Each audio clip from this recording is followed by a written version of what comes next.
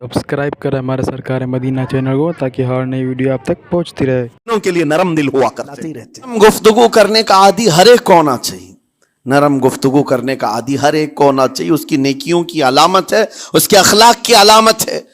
लेकिन साथ में इमाम शाफी रहमतुल्लाह ताला अलैह ने यह भी फरमाया, चाहे जितनी भी नरम तबीयत हो इंसान की, अल्लाह और उसके रसूल के लिए गैरत होनी चाहिए।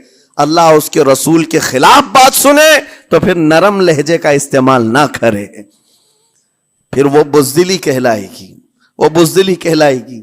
आज मैं एक बात ये भी बता दूं, बहुत सारे लोग ये समझते भी हैं। अभी चंद दिन कबल मैं माररा मुतहरा में बयान किया अखलाक के औलिया इकराम के मजहब व मसलक पर, और पिछले 15 सालों से मैंने बहुत सारे खिताबात किए हैं अखलाक पर, मुआशरे की बुराइयों पर। लेकिन अभी चूंकि चंद दिनों में जलसे प्रोग्राम बहुत सारे हो गए और अजमत नामों से रिसालत पर ज़्यादा गुफ्तगू होने लगी, तो लोगों में एक इमेज अलग बैठी हुई है।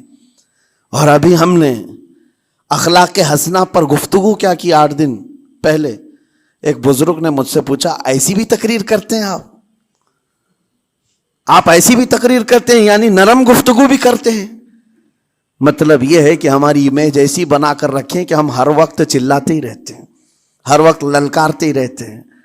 मेरे अजीजों, मैं यहां पैगाम देना चाहता हूं, हम कुरान के उस आयत पर अमल करना चाहते हैं जो मौला ने फरमाया, अशिद्दाउ अलल कुफ्फारि रुहमाउ बैनहुम। मोमिनीन की शान है, सहाबा की शान है, वो काफिरों पर सख्त हुआ करते हैं और मोमिनों के लिए नरम दिल हुआ करते हैं।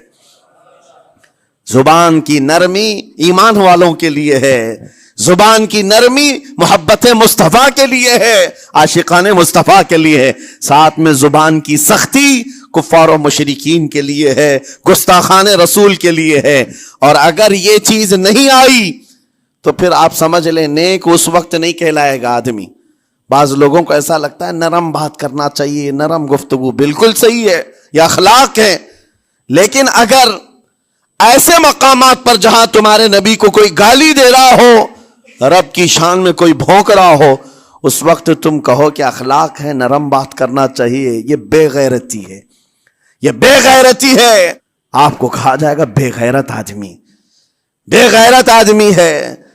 इंसान को अपनी बीवी, अपनी बेटी, अपनी मां पर भी गैरत होती है, वो सुनता नहीं है, ये पैदाइशी है, फितरत है इंसान की। और मोमिन की शान ये है, सबसे बड़ी गैरत उसके लिए अल्लाह और उसके रसूल के लिए हुआ करती है। अल्लाह और उसके रसूल के लिए मां और बाप को गालियां एक वक्त में बर्दाश्त कर भी ले जाए, लेकिन अल्लाह और उसके रसूल की शान में वह हरगिज बर्दाश्त ना करे। यह ईमान की अलामतों में से है। बहरहाल मैंने जुबान के दोनों इस्तेमाल आपको बताए, सख्त लहजे भी हैं, नरम लहजे भी हैं। लेकिन जब आपका पाला किसी गुस्ताख से ना पड़े तो हमेशा नरम गुफ्तगू करने के आदी बने। मोमिनीन में नरम लहजे का इख्तियार हमेशा रहे। इससे अखलाक आपके बताए दिखाए जाते हैं, इससे आपके अखलाक मालूम होते हैं। साथ ही मुआशरे में नरमी और मोहब्बत का माहौल भी कायम होता है। डांटने के तरीके भी मैं आपको बताऊं, मेरे उस्ताद, मेरे वालिद इग्रामी फरमाया करते थे, हुजूर हाफिज मिल्लत रहमतुल्लाह अलैह, जो अलजामियतुल अशरफिया मुबारकपुर के बानी हैं और बड़े मुहद्दिस, जिन्होंने एक नहीं हजारों आलिम पैदा किए, इस हिंदुस्तान की बात कर रहा हूं। हाफिज मिल्लत रहमतुल्लाह अलैह पूरी बुखारी शरीफ पढ़ाते थे, तकरीबन 40 साल तक उन्होंने पढ़ाया बुखारी शरीफ। मेरे वालिद उनके शागिर्द हैं। फरमाते हैं जब वो बहुत ज्यादा नाराज हो जाते किसी से, डांटना होता, हर उस्ताद बच्चे को डांटता है, कभी कुछ बच्चा नाफरमानी कर जाए या मिजाज के खिलाफ बात करे तो उस्ताद डांटता है। तो हाफिज मिल्लत रहमतुल्लाह अलैह अगर किसी शागिर्द को डांटते भी गुस्से में तो कहते हैं, ए जन्नती क्या कर रहा है?